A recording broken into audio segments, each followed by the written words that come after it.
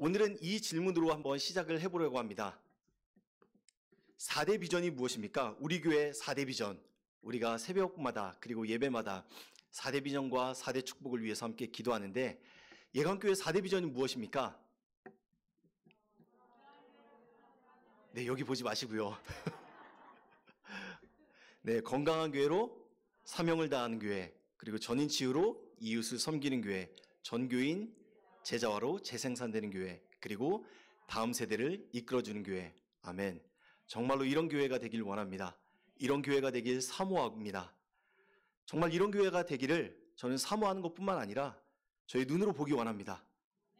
이 예강교회를 통해서 하나님의 비전이 이루어지는 것을 보길 원합니다. 그런데 저희가 이 4대 비전을 위해서 많이 기도하잖아요. 그런데 기도하는 것으로만 그쳐서는 안 됩니다. 무슨 말이냐면 기도가 필요 없다는 말이 아니에요. 기도는 당연히 해야 됩니다. 하지만 기도하는 것 위에 우리의 온 삶으로 동참하는 우리의 삶이 함께 될 때, 우리의 삶이 함께 할 때 이 4대 비전이 우리의 눈앞에 펼쳐질 줄 믿습니다. 그리고 우리가 하나님께 영광 돌릴 줄 믿습니다. 우리가 기도하는 것 외에 우리가 사명을 다하기 위해 우리의 온 삶으로 동참하고, 그리고 또 이웃을 섬기기 위해 우리의 온 삶으로 동참하고, 정교인 재생산되는 내가 예수의 제자로 살아가겠다고 우리가 온 삶으로 동참하고, 다음 세대를 일으키겠다고 결단하며 다음 세대를 위해 기도하고 나아가기로 온 삶으로 동참하고, 이렇게 우리가 기도와 함께 온 삶으로 동참할 때 이 하나님의 비전이 우리의 가운데, 우리 앞에 놓여지고 보게 될 줄 믿습니다. 오늘날 현실을 보면 교회가 점점 사회 가운데서 영향력을 잃어가는 모습을 볼 수가 있습니다. 그리고 너무나 안타깝게도 젊은이들이 많이 교회를 떠나는 모습도 볼 수가 있죠. 그런데 사실 엄밀히 따져서 말하면 젊은이들이 교회를 떠난다라고 말하기보다는 조금 더 정확하게 말하면 젊은이들이 교회에 오지 않는다라고 이렇게 표현하는 게 맞을 줄 모르겠습니다. 젊은이들이 교회에 들어오고 있지 않습니다. 교회 안으로 젊은이들이 들어오지 않는 것이 조금 더 정확한 표현입니다. 그래서 작년보다 젊은이들이 많은 교회를 찾아보기가 정말 쉽지가 않습니다.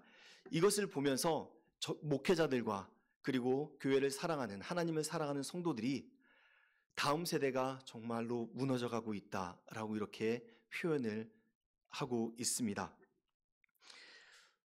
오늘날 현실을 보면 정말로 너무나 안타깝죠. 다음 세대가 무너져가고 있는 그 모습을 저는 경험을 한 하나의 예와 일화가 있는데요. 그 경험을 잠시 나누려고 합니다. 이 경험을 통해서 저는 이런 생각을 한번 해봤어요. 정말로 다음 세대가 일어나지 않으면 정말로 앞으로는 심각하겠구나. 10년, 20년, 30년 후에는 우리나라 가운데, 이 사회 가운데 정말로 희망이 없고 교회는 점점 더 지금도 힘들지만 더욱더 힘들어지겠구나 라는 생각을 해봤습니다. 아마 들으신 분들도 있을 거예요. 제가 2019년도과 그리고 2019년도, 2020년도 약 2년 동안 전에 섬기던 교회에서 군선교를 담당했습니다. 그래서 약 2년 동안 60여 개의 군선교 교회들과 예배를 인도했습니다. 적게는 40명에서 한 50명 되는 우리 장병들과 함께, 군인들과 함께, 그리고 많게는 2,000명에서 2,300명이 되는 그 군인들과 함께 같이 예배를 인도하고 말씀을 나눴는데요. 한 번은 어느 대대 예배 가서 한 100명 정도 모이는 그 장병들이 모였던 그 장소에 가서 예배를 인도할 기회가 있었습니다. 예전처럼 같이 예배를 하나님 앞에 드리고, 그리고 나서 이제 소그룹 모임을 갖게 되었습니다. 그런데 소그룹을 갖기 전에 그 군교회 담임 목사님이 이런 부탁을 저희 팀들에게 하셨습니다. 이 장병들에게 복음을 전하고 구원의 확신을 시켜주세요. 그리고 기도 사역을 해주세요. 라고 이렇게 말하더라고요. 그래서 약 100명 모인 그 우리 장병들을 10개의 조로 나눴습니다. 10개의 그룹으로 나누고 또 거기에 사역자들이 이렇게 다 배치가 돼서 같이 함께 그들과 대화를 나누고 기도 사역을 했습니다. 그런데 저도 이제 어떤 한 목사님과 함께 10명의 그 장병들을 맡았습니다. 맡아갖고 같이 함께 대화를 나누기 시작했습니다. 이제 어색하니까 이제 물어봤어요. 그 장병들에게 혹시 지금 이제 제대를 하면 돌아갈 교회가 있습니까? 라고 이렇게 물어봤어요. 그런데 그 중에 한 명만 돌아갈 교회가 있다라고 이렇게 대답하더군요. 정말 놀랐습니다. 물론 그 자리에서 놀랍다는 표현을 하지 않았지만 제 자신은 정말 놀랐습니다. 10명 중에 한 명만이 군 제대하고 돌아갈 교회가 있다니. 그래서 이제 이 다른 질문을 또 했습니다. 그러면은 태어나서 교회에 가본 경험이 있는 사람을 한번 손들어 주세요 라고 이렇게 물었어요. 그러니까 그 중에 3명만이 손을 들더라고요. 그래서 또 물었습니다. 그러면 한 번도 교회에 나가보지 않았던 사람을 한번 손들어 주세요 라고 하니까 7명이 손을 들더라고요. 정말 깜짝 놀랐습니다. 왜냐하면 그 7명은 태어나서 한 번도 교회 가지 않았다는 것은 부활절, 크리스마스 때도 한 번도 친구 따라 교회 가보지 않았다는 얘기잖아요. 3명만이 교회를 한번 나가보고 그 중에 2명은 지금은 다니지 않고 7명은 한 번도 교회 다니지 않았다. 저는 그 상황에 너무나 충격을 받았습니다. 그런데 더 충격적인 사실이 하나가 있습니다. 아까 10개의 조로 나눴다고 그랬죠? 그 나머지 10개의 조도 다 비슷한 상황이었다는 겁니다. 약 70%에 가까운 장병들이 한 번도 교회에 나가보지 않았다라고 이렇게 대답을 하더군요.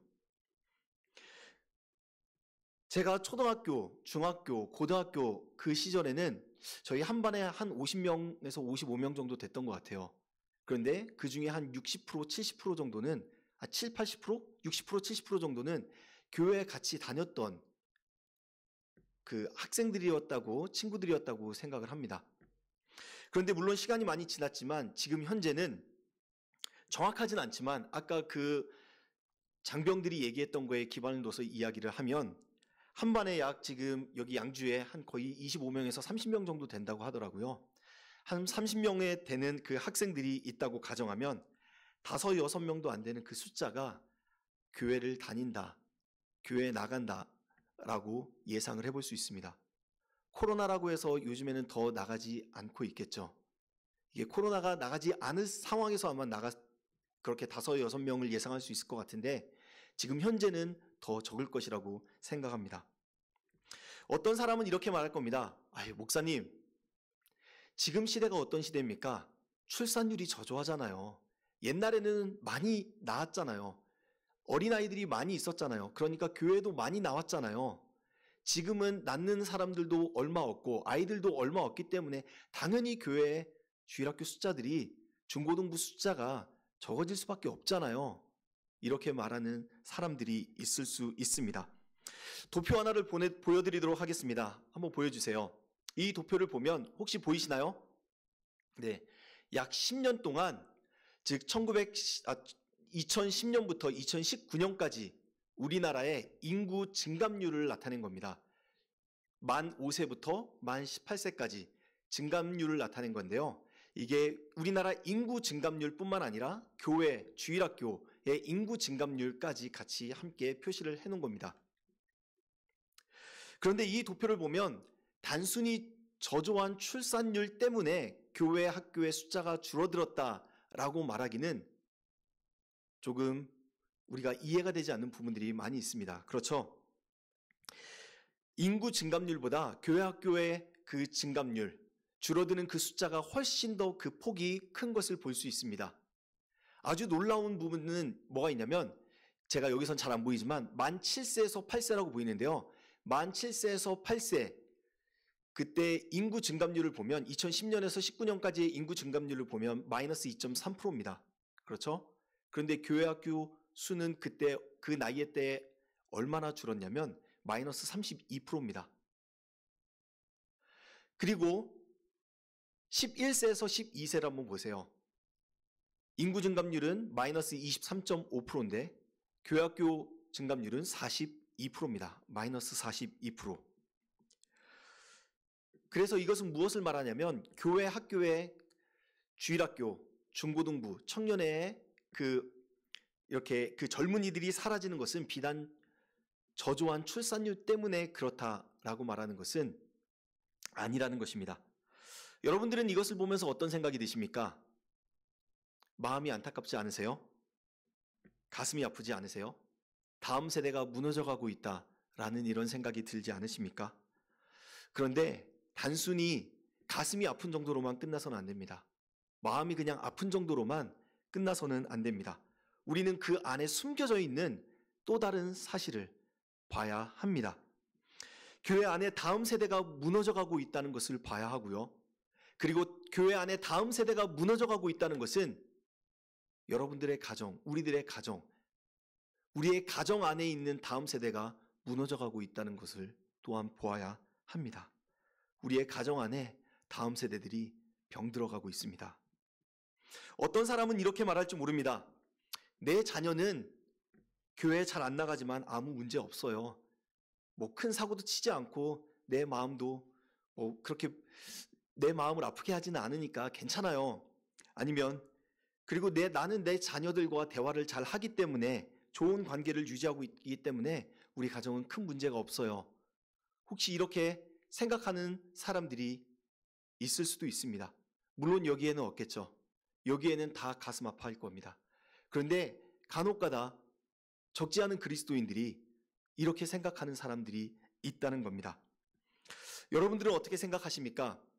만약에 여러분의 자녀가 하나님과 교회를 떠나 있는데 가족 간의 관계가 좋고 아무런 문제가 없다라고 한다면 여러분들은 정말로 괜찮으세요? 어떠세요? 그렇지 않습니다. 세상은 우리 자녀들이 잘 되기를 바라지 않습니다. 가만히 두지 않습니다. 사탄마귀 귀신, 사마귀는 우리 자녀들이 잘 되는 것을 원치 않습니다. 가만히 놔두지 않습니다. 사마귀가 이 세상에서 일하고 있는 한 여러분의 자녀들을 가만히 놔두지 않을 것입니다. 겉으로는 아무 문제 없는 것처럼 보일 수 있습니다. 내 가정은 평안해 보일 수 있습니다. 사실 그런데 그것이 아무 문제가 없는 게 아니에요. 우리 자녀들이 신앙으로 완전히 무장하고 있지 않으면 그것은 아무 문제가 없는 게 아닙니다. 우리 자녀들이 크나큰 위험에 노출되어 있는 것입니다. 만약 우리 자녀들이 하나님과 교회를 떠나 있는데 겉으로 보기에는 가정의 분위기가 밝아 보인다. 이것은 문제가 없는 게 아니에요. 영적인 부분을 보면 그 가정에 무거운 기운이, 어두운 기운이, 조금씩 균열이 가고 있는 그 기운이 있다는 것을 우리는 알아야 합니다. 기억해야 합니다. 좋아 보이는 것은 결코 좋은 것이 아닙니다. 자, 한번 여러분의 가정이라는 건물이 있다고 한번 생각해 보세요. 정말로 아름답습니다. 온갖 보화로 다 꾸며놓고 지었습니다. 그런데 그 사이에 조그만한 균열이 있어요. 조그만한 금이 가기 시작해요. 여러분의 자녀가 하나님을 떠났어요. 교회를 떠났어요. 그때부터 균열이 가기 시작해요. 그러면 그 아름다운 건물이 오랫도록 계속적으로 지속이 될까요? 지금은 좋아 보여요. 괜찮아 보여요. 아무런 문제가 없어 보여요. 그런데 그 사이로 물이 조금씩 들어간다고 생각해 보세요. 침투한다고 보세요. 그러면 그 집은 아무리 멋있고 큰 궁전과 같은 저택이라고 하더라도 금세 무너집니다. 한순간입니다. 사단마귀 귀신은 우리 자녀들을 가만히 놔두지 않습니다. 우리는 빨리 그 균열을 보수해야 합니다.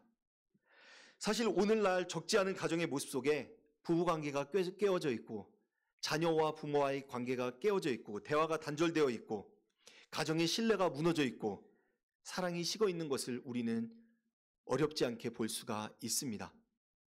그리스도인의 가정이라고 해서 틀린 것은 아닙니다.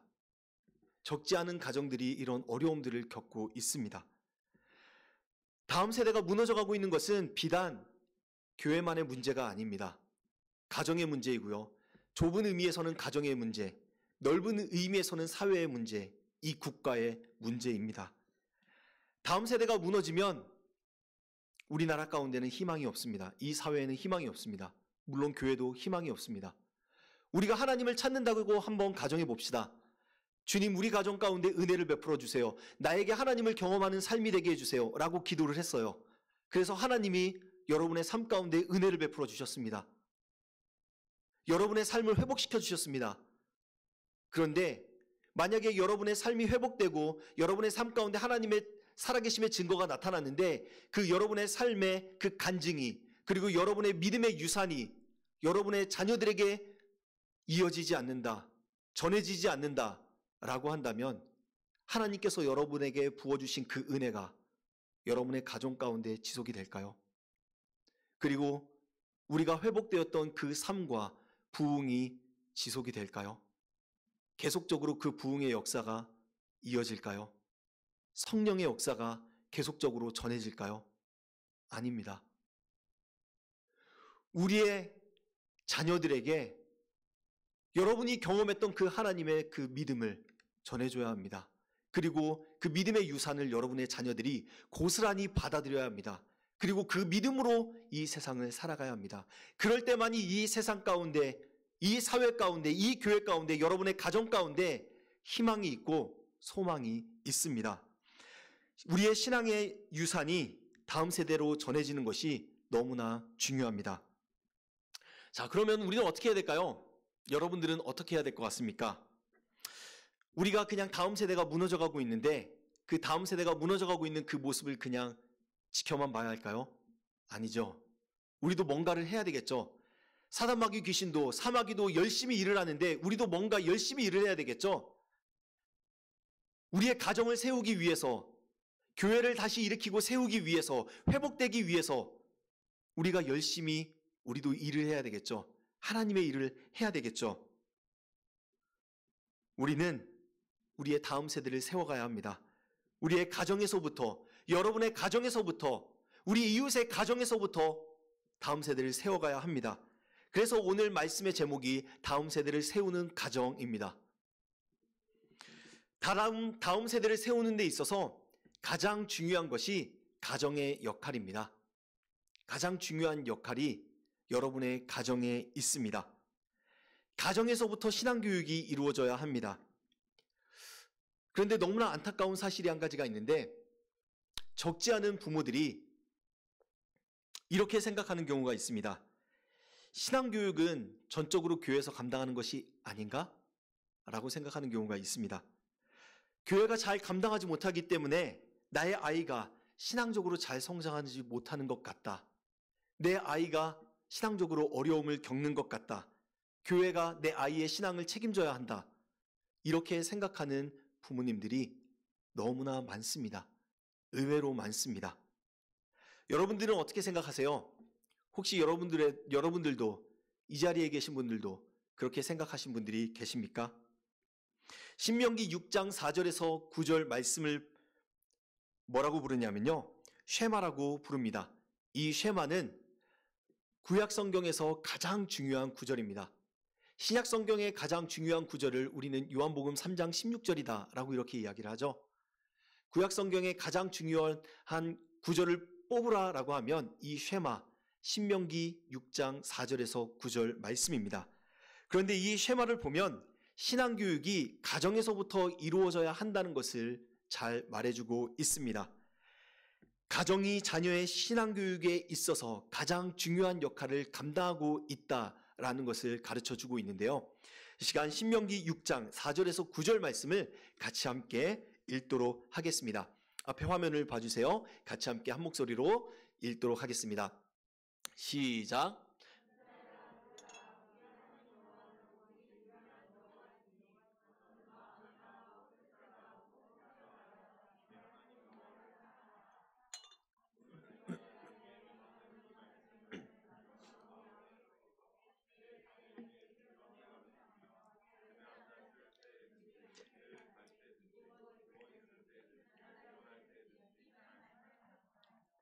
너는 또 그것을 내 손목에 매어 기호를 삼으며 내 미간에 표로 붙여 삼고 또 내 집 문설주와 바깥문에 기록할지니라.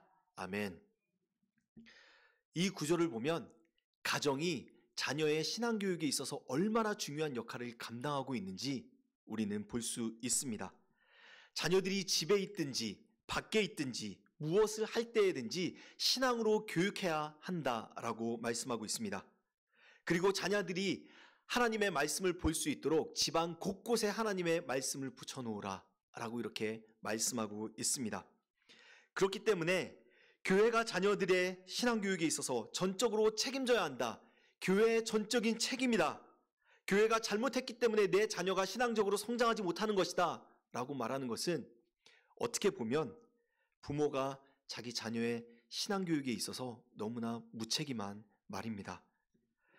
자녀의 신앙교육에 있어서 교회가 모든 전적인 책임을 지고 있는 것이 아닙니다. 교회 혼자 자녀의 신앙을 책임지는 것이 아닙니다. 엄밀히 말하면 방금 우리가 말씀에서도 살펴본 것처럼 가정이 최우선입니다. 그렇기 때문에 우리는 방심해서는 안 됩니다. 교회가 다 알아서 하겠지. 교회가 다 알아서 내 자녀의 신앙교육을 알아서 하겠지라고 생각하면서 가정에서 방심한다면 우리는 온전히 자녀를, 다음 세대를 세울 수가 없습니다. 이것은 교회의 책임을 회피하려고 이야기하는 것이 아닙니다. 가정의 역할이 그만큼 중요하다는 것을 말해주고 있는 것입니다. 교회 혼자 자녀의 신앙을 책임지는 것이 아닙니다. 성경에서도 오늘 우리가 지금 살펴본 것처럼 부모가 자녀에게 일어날 때에든지 누워있을 때에든지 길을 갈 때에든지 부지런히 말씀을 가르치라라고 가르쳐주고 있습니다. 명령하고 있습니다. 방금 말씀드린 것처럼 이 이야기를 드리는 것은 교회가 책임을 회피하려고 이야기 드리는 것이 아니고요. 가정에서의 신앙교육이 그만큼 중요하다는 것을 다시 한번 말씀드리는 겁니다. 가정에서의 신앙교육이 자녀들에게 미치는 그 영향력이 엄청나다는 것을 여러분들에게 말씀을 드리는 겁니다. 사실 가정의 신앙교육이 그 어느 때보다도 더 중요해지고 있습니다. 가정에서의 신앙교육의 중요성이 점점 더 중요해지고 있는데요. 하지만 가정에서는 그 신앙교육의 중요성을 너무나 인식하지 못하고 있습니다. 어떻게 보면 무관심하고 있습니다. 가정의 힘과 목회 데이터 연구소에서 공동으로 한 조사를 했습니다. 어떤 조사를 했냐면요. 한국 기독교 가정의 신앙 및 자녀 신앙교육의 실태를 조사를 했습니다. 그래서 유치원과 고등학교에 그 자녀를 둔 크리스천 부모 1,500명을 대상으로 해서 조사를 했는데요. 어떤 내용을 가지고 이야기를 나눴냐면 가정에서 교육을 많이 하잖아요. 가정에서 자녀들을 교육을 하는데 그 자녀들이 교육을 하는 그 내용들에 대해서 한번 조사를 했어요.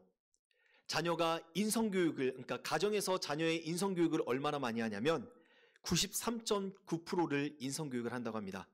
그리고 지성교육을 79.4%를 한다고 합니다. 그리고 진로교육은 69.2%를 한다고 합니다. 그런데 신앙교육은 58.6%를 한다고 합니다. 신앙교육이 나머지 세 종류의 교육보다 현저히 낮은 것을 볼 수 있죠. 특별히 자녀가 어리면 어릴수록 지성교육을 많이 한다고 하고요. 그리고 자녀가 나이가 들고 올라갈수록 진로교육을 많이 한다고 합니다. 그런데 모든 연령대에서 신앙교육이 가장 현저히 낮게 나왔다고 합니다. 그리고 또 다른 내용을 조사를 했는데요. 어떤 질문을 했냐면 신앙적 가정을 세우기 위한 가장 중요한 역할이 누구에게 있느냐, 가정 구성원 중에 신앙적인 가정을 세우기 위해 그 역할이 누구에게 있느냐라고 질문을 했을 때 이 질문에 대해 남편과 아버지가 가장 중요한 역할을 한다라고 대답한 비율이 51.5%라고 합니다. 그리고 아내와 어머니가 가장 중요한 비율을 차지한다라고 한 그 비율이 40.4%였습니다. 그리고 가장 중요한 아버지의 역할을 묻는 이렇게 질문을 했습니다. 어떤 아버지의 역할 중에 가정에 있어서 어떤 역할이 가장 중요합니까? 라고 이렇게 물었을 때 이렇게 대답했습니다. 가족을 부양하는 것, 즉 경제적인 책임을 지는 것, 이것이 1순위로 꼽혔고요. 56.1%로. 그리고 그 아버지가, 남편이 아내를 사랑하고 아내를 존경하는 것, 존중하는 것이 20.2%를 차지했습니다. 그리고 아버지의 역할이 신앙을 담당해야 된다라고 인식했던 것은 8.1%에 불과합니다. 아버지가 경제적인 역할을 해야 된다는 것은 너무나 중요하게 잘 알고 있지만 신앙을 교육해야 된다는 것은 그에 비해서 현저히 낮다는 것을 보여주고 있습니다. 또한 한 가지를 더 다루자면 부모로서 자녀를 어떻게 신앙으로 교육해야 하는지 그것을 훈련을 받았다라고 하는 사람들이 1,500명 중에 약 26.7%만이 신앙교육을 받았다라고 이렇게 이야기를 합니다. 그런데 그 훈련을 받았음에도 불구하고 신앙교육을 실제적으로 지금 하고 있다라고 말하는 비율은 4.8%에 불과했습니다. 정말 충격적이지 않습니까? 크리스천 부모는 가정교육이 중요하다, 신앙교육이 중요하다라고 이렇게 말합니다. 그리고 신앙교육이 정말로 중요하다라고 이렇게 생각을 합니다. 하지만 실제로 가정에서 이루어지는 교육을 살펴보면 인성교육과 지성교육과 진로교육보다 신앙교육이 무관심되어져 있고 어떻게 보면 무시되어 있는 모습을 볼 수가 있습니다. 신앙교육이 정말로 중요하다는 것은 알고 있지만 실천되어지고 있는 가정은 많지 않다는 것을 볼 수 있습니다. 어떻게 보면 가정에서, 교회에서 다음 세대가 무너져가고 있는 그 모습이 당연해 보이는 것처럼 보일 수가 있습니다.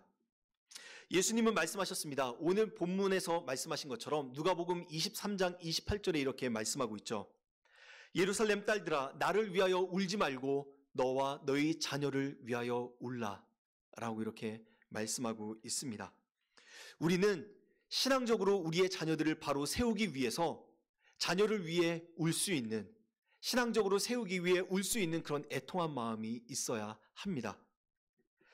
잠시 후에 우리가 살펴보도록 하겠지만 자녀의 신앙교육에 있어서 가정의 역할이 점점 더 중요해지고 있는데 가정에서의 그 신앙교육의 중요성을 인식하지 못하고 있다라는 사실을 알 수 있습니다. 이것은 정말로 심각한 일인데요. 코로나로 인해서 정말로 가정의 역할이 점점 더 중요해지고 있습니다. 자녀의 신앙교육에 있어서 점점 더 그 역할이 중요해지고 있습니다. 더 뚜렷하게 나타나고 있습니다. 하나의 도표를 더 하나 보여드리도록 하겠습니다. 이 도표는 크리스찬 청소년들을 대상으로 조사한 건데요. 코로나 이전 2019년도와 그리고 2021년도에 청소년들에게 물었습니다. 청소년들 본인 신앙에 있어서 가장 크게 영향을 준 사람이 누구인가? 라고 이렇게 질문을 했습니다. 역시 어머니가 54%로 1위를 차지했습니다. 압도적인 1위죠. 그런데 여기에서 이 2년 사이에 특이할 만한 점을 볼 수가 있는데요. 2019년도에 2위였던 목회자의 영향력이 3위로 내려갔고요. 그리고 2019년도에 3위였던 아버지의 그 신앙적인 영향력이 2위로 올라갔다라는 사실을 발견할 수 있습니다.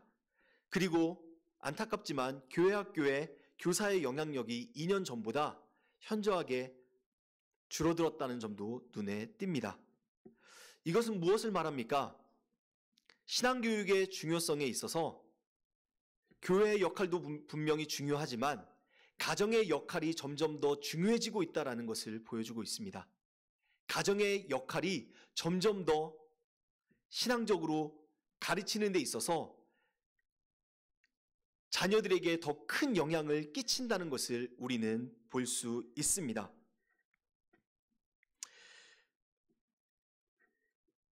자녀의 신앙교육에 있어서 부모의 역할이 교회만큼 결코 작지 않다는 것을 우리는 인식해야 합니다. 다음 세대를 일으키는 그 일은 교회만의 일이 아닙니다. 우리의 일입니다. 가정의 일이기도 합니다. 교회만의 책임이 아닙니다. 가정의 책임이기도 합니다. 가정이 함께해야 합니다. 부모가 함께해야 합니다. 교회와 부모 그리고 교회와 가정이 같이 함께 연합해야 합니다. 그럴 때 우리의 다음 세대를 다시 세울 수가 있습니다. 다음 세대를 신앙적으로 세우기 위해서는 교회와 부모가 함께 같이 연합을 해야 합니다. 교사와 부모가 함께 연합을 해야 합니다. 어느 한쪽만 힘을 쓰고 어느 한쪽만 노력하고 어느 한쪽만 기도를 한다고 해서 쉽게 세워지지가 않습니다. 같이 함께 연합해야 합니다. 그럴 때만이 우리가 다음 세대를 세울 수가 있습니다. 유대인들도 가정에서만 말씀을 가르치지 않았죠. 안식일이 되면 어디에 갔습니까? 회당에 갔습니다. 회당에 가서 말씀을 배우고 또 예배를 하나님께 드렸습니다. 그것처럼 우리 가정에서만 말씀을 배우는 것이 아니라 가정에서도 배우지만 교회에서 와서도 배우고 또 예배를 드리도록 우리의 신앙에 있어서 자녀들의 신앙 교육에 있어서 교회와 그리고 가정이 교회와 부모가 같이 함께 연합해야 한다는 것을 보여주고 있습니다. 시간 같이 함께 잠시 찬양 한 곡 하도록 하겠습니다. 다시 한번 우리 찬양을 하도록 하겠습니다.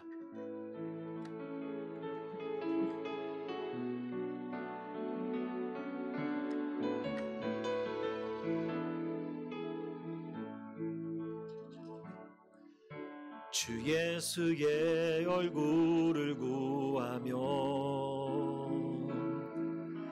예배하는 세대 일어나 주 위에 살며 주 위에 죽으니 이것이 우리의 부르심.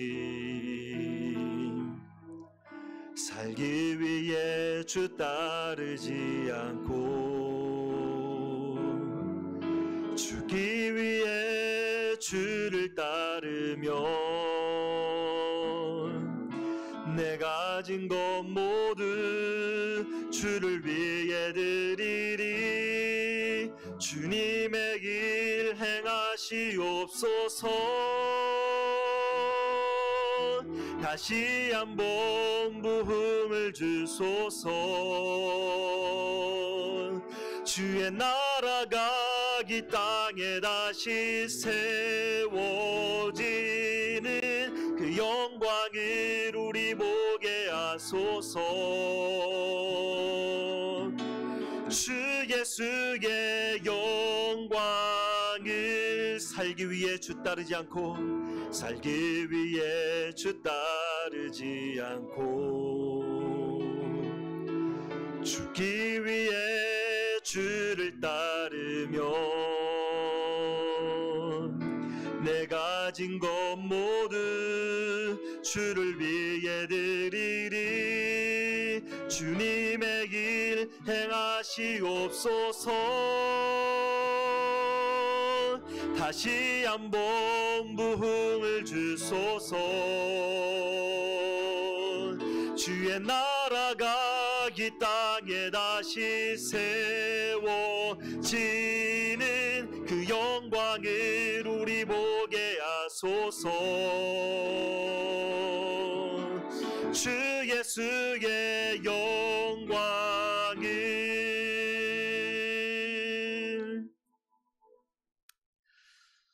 우리 다음 세대가 다시 세워지길 바라십니까? 소망하십니까? 그러면 우리는 어떻게 해야 될까요?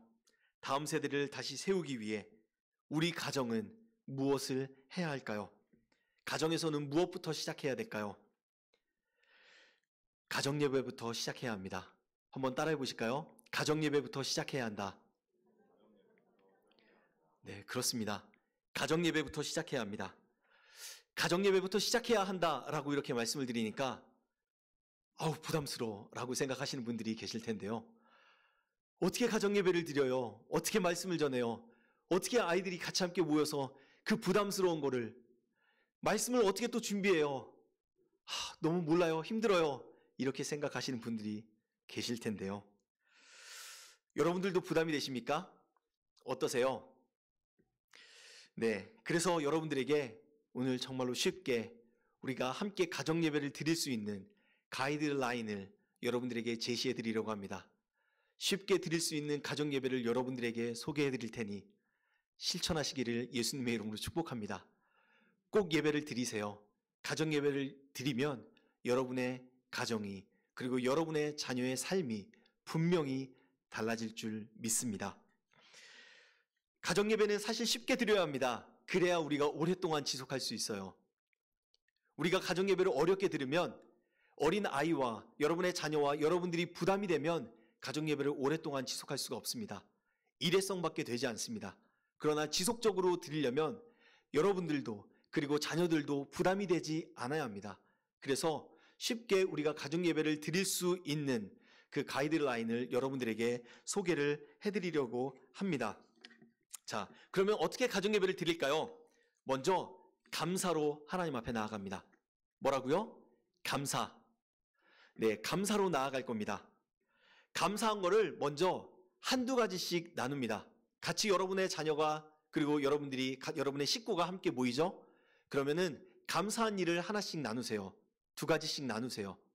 만약에 아침에 예배를 드리면 그 전날에 있었던 일들을 감사를 나누고, 그리고 만약에 오후에 저녁에 예배를 드리면 오전에 있었던 일들 중 하루 일과 중에 감사했던 일을 서로 함께 나누세요. 그리고 감사를 나누면서 하나님께 그 감사를 올려드리세요. 그러니까 감사를 표현하지만 그 감사가 하나님께 올려드리고 영광이 될 수 있도록 하나님께 올려드리세요. 그리고 그 다음에 말씀을 읽습니다. 뭐라고요? 말씀을 읽는다. 네, 말씀을 읽습니다. 그런데 말씀을 길게 읽지 않습니다. 짧게 읽으세요. 나이에 따라서 여러분의 자녀가 몇 살인지에 따라서 좀 다를 것 같은데요. 만약에 여러분의 자녀의 그 나이가 저희 아이들과 같이 좀 어리면 이렇게 한 절을 읽기도 하고 두 절을 읽기도 하고 세 절에서 다섯 절을 읽기도 하고 이렇게 짧게 읽으시면 좋습니다. 그런데 나이가 조금씩 이렇게 이제 자녀가 자라면은 뭐 한 구절씩 아니면 한 단락씩 읽으셔도 좋습니다. 그러나 한 장 이상을 넘기지 않았으면 좋겠습니다. 그러니까 짧게 말씀을 같이 읽습니다. 그리고 읽고 말씀을 전하는 것이 아니라 그 여러분들이 말씀을 읽었죠? 읽었으면 그 말씀의 내용을 가지고 기도를 합니다. 뭐라고요? 기도를 한다. 그래서 말씀과 기도가 함께 갑니다. 그래서 말씀을 읽고 그 말씀에 대한 내용을 가지고 기도를 합니다. 하나의 예를 들까요? 마태복음 1장을 보면 1장 1절부터 17절인가요? 17절까지의 말씀을 보면 무슨 말씀이 나오나요? 예수 그리스도의 족보가 나오죠. 계보가 나옵니다. 그리스도의 계보가 나옵니다. 만약에 이 말씀을 본문으로 삼고 읽었다고 봅시다. 그러면은 이 말씀을 쭉 읽고 이렇게 기도하는 거예요. 하나님 감사합니다. 예수님이 이 땅에 오심을 감사합니다. 예수님이 추상적인 인물이 아니라 상상 속의 인물이 아니라 허구적인 인물이 아니라 하나님의 아들로서 실제적으로 이 땅에 오신 것을 감사합니다. 실제적으로 계신 예수님을 믿게 해주셔서 감사합니다. 사랑합니다. 예수님의 이름으로 기도합니다. 아멘. 어떤가요? 쉽죠? 네, 이렇게 그 말씀의 내용을 가지고 기도하는 겁니다. 그러면은 말씀을 따로 전할 준비는 하지 않아도 되겠죠? 만약에 여러분들이 준비해야 된다면 무엇을 준비해야 돼요? 말씀의 그 짧은 구절을 읽고 그 말씀의 내용을 가지고 내가 어떻게 기도할 것인가 라는 그 기도문을 적어 놓으시면 되겠죠. 만약에 부담스럽다고 한다면 그 기도문을 적어서 이렇게 기도를 합니다. 그리고 마지막으로 축복 기도를 합니다. 무엇을 한다고요? 축복 기도. 자녀를 축복 기도합니다. 이 축복 기도가 어떻게 그 가정 예배의 꽃이라고 할 수 있는데요. 이렇게 질문하는 분들도 있을 것 같아요. 어떻게 축복 기도를 하나요? 너무나 막연한 것 같은데요. 자녀 그냥 하나님 학업 잘하게 해주세요. 아니면 이 아이가 좋은 친구를 사귀게 해주세요. 신앙생활 잘하게 해주세요. 조금 너무 막연한 것 같은데요. 라고 이렇게 생각하시는 분들이 계실 수 있습니다. 그래서 여러분들에게 어떻게 축복할 수 있는지 그리고 어떤 내용을 가지고 또 축복할 수 있는지에 대해서도 함께 좀 나누려고 합니다. 자, 여러분들을 축복할 수 있는 그 내용이 참 많이 있는데요. 자녀들을 축복할 수 있는 내용들이 참 많습니다. 먼저 자녀들의 영성을 위해서 우리가 축복을 할 수 있습니다. 자녀들의 영성을 위해서 축복할 수 있는데요. 즉 자녀들의 기도의 삶을 위해서 축복할 수 있고요. 그리고 예배와 말씀의 삶을 축복할 수 있고요. 그리고 자녀의 순종의 삶을 축복할 수 있겠죠. 그리고 자녀의 믿음의 삶을 축복할 수 있습니다. 그리고 자녀의 성결의 삶. 정말로 요즘에는 너무나 타락한 시대여서 영적으로나 육적으로 이렇게 쉽지가 않잖아요. 성결을 지키기가. 그 성결의 삶을, 영육 간의 성결을 지킬 수 있도록 그 부분을 위해서 자녀들을 축복할 수가 있습니다. 그리고 또한 자녀의 성품을 위해서 함께 기도할 수가 있겠죠. 어떤 성품들이 있나요? 그리스도의 성품, 그리고 좋은 성품 중에 인내의 성품을 축복할 수 있고, 그리고 긍휼의 성품, 사랑의 성품, 그리고 절제의 성품, 겸손의 성품, 정직의 성품, 용기의 성품, 이런 성품들을 여러분의 자녀들에게 축복할 수가 있습니다. 그리고 또한 여러분의 자녀의 그 관계를 놓고 축복으로 기도할 수가 있겠죠. 예를 들면 친구들과의 관계, 부모님과의 관계, 그리고 형제와 자매와의 관계, 그리고 스승, 교사와의 관계를 놓고 축복을 할 수가 있습니다. 그리고 또 자녀의 안전을 위해서 함께 또 기도할 수 있겠죠. 자녀들이 앞으로 살아가면서 여러 가지 어려움들을 경험할 수 있습니다. 모든 사람들은 다 어려움을 만나니까요. 그럴 때 고난 중에서도 피할 길을 허락해달라고 우리가 기도할 수 있습니다. 그리고 자녀들이 어떠한 유혹과 시험에도 무너지지 않고 시험 들지 않도록 우리가 기도할 수 있습니다. 그리고 자녀가 성장할 때 신체적으로 건강하게 자라도록 질병으로부터 보호해달라고 우리가 이렇게 축복하며 기도할 수 있습니다. 그리고 악한 대적으로부터 보호해달라고, 악한 대적이 넘보지 못하도록 해달라고 우리가 그렇게 기도할 수 있습니다. 또 자녀의 지혜를 위해서 우리가 기도할 수가 있겠죠. 특별히 이 세상을 살아가는데 올바른 가치관을 가지고 올바른 분별을 하며 살아갈 수 있도록 우리가 자녀를 기도할 수 있겠죠. 그리고 그 자녀가 넓은 포용하는 마음을 가지고 살아갈 수 있게 해달라고, 그리고 시간을 잘 사용할 수 있는 지혜를 허락하게 해달라고, 그리고 성경적인 가치관을 가지고 지혜롭게 삶을 살아가게 해달라고, 그리고 하나님 나라를 우선으로 하는 그 지혜로운 삶을 살게 해달라고, 이렇게 자녀를 위해서 기도할 수가 있습니다. 그리고 또 자녀의 학습과 진로를 위해서도 또 기도할 수가 있는데요. 또 무엇보다도 자녀가 배움에 대한 그 열정을 가지고 정말로 포기하지 않는 끈기와 그 열정을 가지고 공부하며 학습을 할 수 있도록 기도할 수 있고요. 그리고 깨닫는 총명을 달라고, 지혜와 명철과 총명을 달라고 그렇게 기도할 수 있고요. 자녀의 집중력을 위해서 기도할 수 있고요. 또 창의력을 위해서 기도할 수 있고요. 그리고 상상력을 위해서도 기도할 수 있고요. 또 자녀의 인성과 지성을 위해서도 기도할 수가 있습니다. 그리고 자녀가 또한 학습과 진로 위해서 기도할 때 하나님의 비전을 가지고 살아가게 해달라고, 하나님의 비전을 더 뚜렷하게 발견하게 해달라고 그렇게 기도할 수 있겠죠. 이렇게 자녀의 학습과 진로를 위해서 기도할 수 있습니다. 자녀의 바른 습관을 위해서도 또 기도할 수가 있는데요.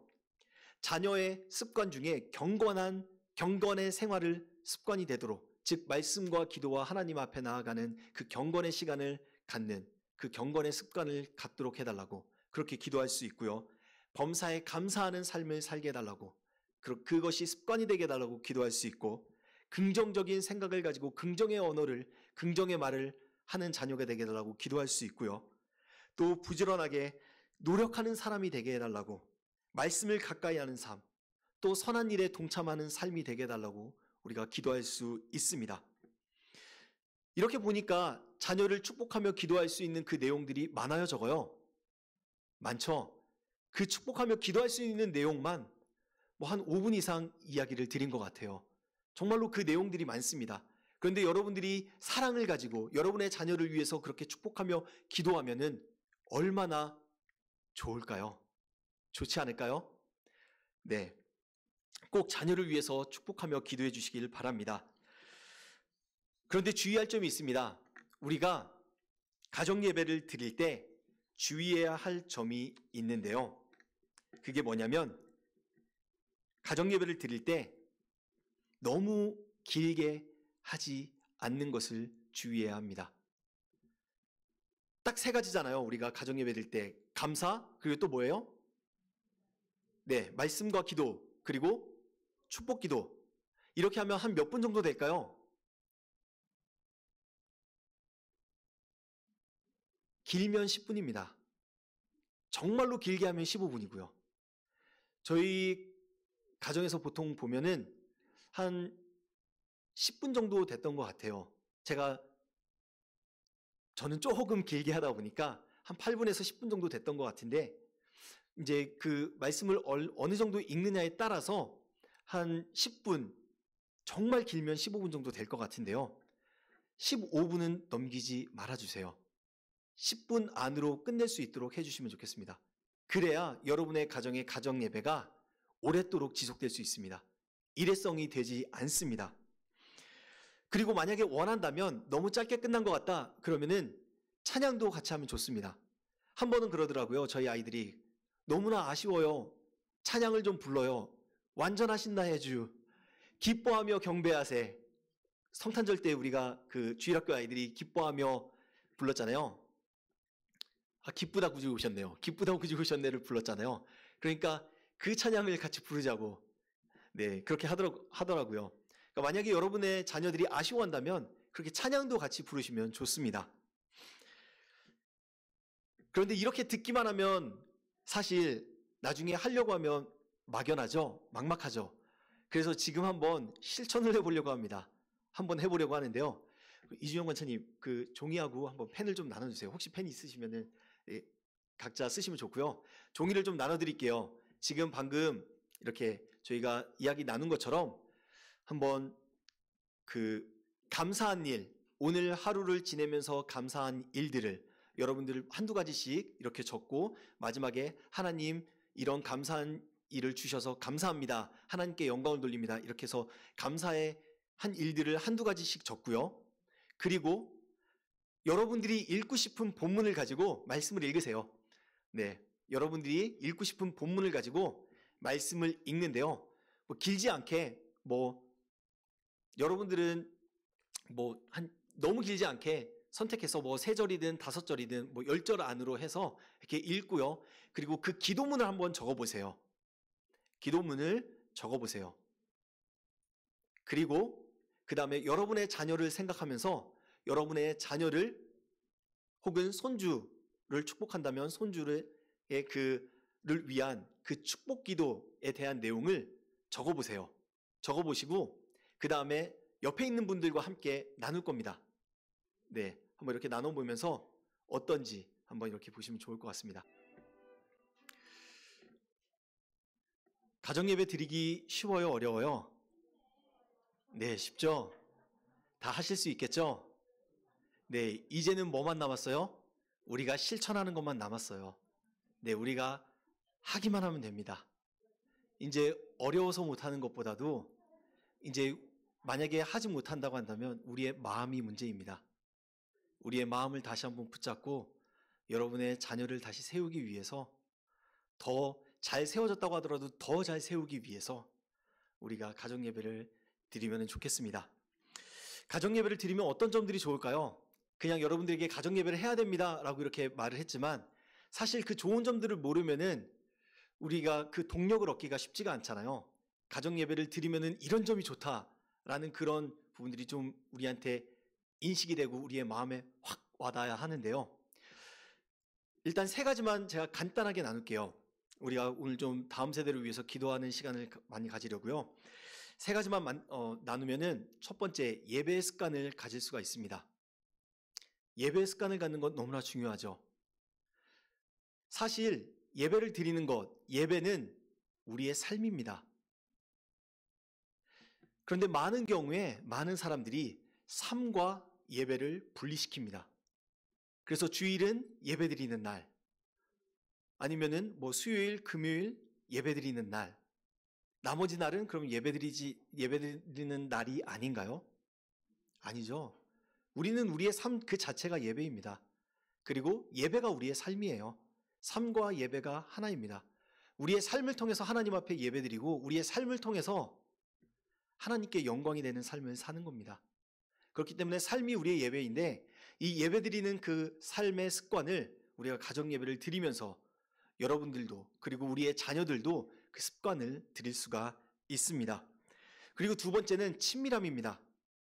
하나님과의 친밀함을 당연히 가질 수 있죠. 예배 속에서. 그렇지만 하나님과의 친밀함도 당연히 가질 수 있지만 자녀들과의 친밀함, 가족들과의 친밀함을 회복하고 또한 가족들과의 친밀함을 더 가까이 형성할 수가 있습니다. 요즘은 시대가 너무 바쁘죠. 그래서 다 각자 살아가고 그리고 하루에 가족들 구성원 간에도 얼굴을 못 보는 구성원들이 있잖아요. 그런데 이 가정 예배를 드리면서 시간을 정하고 마음을 정하고 같이 함께 드리기로 했기 때문에 같이 드리면서 얼굴을 보고 또 감사한 것을 나누면서 우리 자녀에게 내 남편과 아내에게 이런 일이 있었구나 라는 것을 알 수 있겠죠. 그리고 자녀의 그리고 우리 가족 구성원의 생각을 알 수 있겠죠. 이렇게 그 생각을 알고 서로 함께 나누고 하면서 그 가족 구성원의 그 관계가 친밀함이 어떻게 될까요? 더 좋아지겠죠. 회복될 것입니다. 그리고 또 다른 유익, 축복입니다. 축복. 우리가 가정 예배를 드리면서 특별히 부모가 자녀를 축복할 수 있는 기회를 얻게 되는 거잖아요. 부모가 자녀를 축복할 수 있는 권리가 있는데 그 축복할 수 있는 그 기회를 만든 겁니다. 그렇죠? 매일 부모의 축복을 받는 그 자녀들의 삶은 어떨까요? 매일 그 부모의 기도를 받는 자녀들의 삶은 어떨까요? 요즘에 부모들이 걱정하는 사람들이 많이 있어요. 자녀들이 말을 안 듣는다고. 걱정해요, 안 해요? 걱정하잖아요. 그런데 부모가 자녀를 위해서 축복하고 기도하잖아요. 그러면은 자녀가 부모의 권위 안에 들어옵니다. 그리고 자녀는 부모의 말씀 앞에 순종합니다. 부모가 자녀를 위해서 기도하면 그 자녀는 부모의 권위 안에 들어오고 순종하게 됩니다. 그러면은 자녀가 속을 썩일까요? 안 썩일까요? 안 썩이겠죠? 네. 그러면은 가정 예배를 해야 될까요? 안 해야 될까요? 해야 되겠죠. 힘써 해야 합니다. 그리고 그것도 좋지만 또 더 좋은 것은 그 축복 기도를 통해서 하나님이 일하시기 때문에 하나님이 일하시고 하나님의 살아계심을 경험하고 그러면 자녀들에게 그 하나님이 살아계신 것을 경험할 수 있는 기회를 주잖아요. 그럼 자녀들도 그것을 알고 경험하고 하나님이 정말로 살아계시구나. 내가 하나님과 동행하는 삶을 살아야 되구나. 내가 예배를 드리는 것이 정말로 중요하구나 라는 것을 알 수 있잖아요. 그렇기 때문에 이런 귀한 유익들이 있습니다. 가정예배의 꽃은 축복의 시간입니다. 축복의 시간이 가정예배의 꽃입니다. 말씀을 나누는 시간이 아니라요. 축복하는 시간입니다.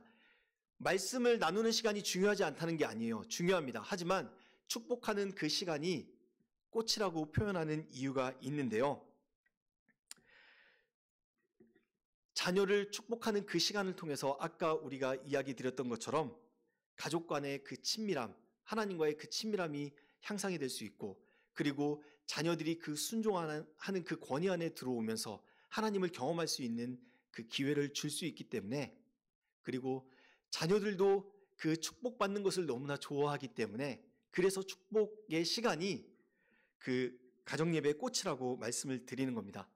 그래서 말씀을 나누는 시간을 너무나 길게는 하려 하지 마세요. 말씀 나누는 시간이 아이들을 이렇게 훈육하고 그런 시간이 아닙니다. 그 가정예배의 꽃이 뭐라고요? 축복. 훈육한 다음에 축복하려면 축복이 잘 될까요? 안 될까요? 마음이 편치가 않잖아요. 네, 축복하는 부모도 편치 않고 자녀들도 편치 않을 겁니다. 그렇기 때문에 훈육하는 시간이 아니라요. 훈육은 따로 하시고 축복할 때 마음껏 사랑하는 마음으로 축복해 주세요. 자녀가 비록 잘못한 일이 있다고 하더라도 그 자녀의 잘못을 보지 마시고 하나님이 그 자녀를 바라보는 그 정체성을 보고 하나님이 사랑하는 딸과 아들임을 보고 그 자녀를 마음껏 축복해 주시기 바랍니다. 저희 가정도 이렇게 그 지금 이야기 드린 그 방법대로 가정예배를 드린 지 한 달 정도 되었습니다. 한 달 가까이 되는데요.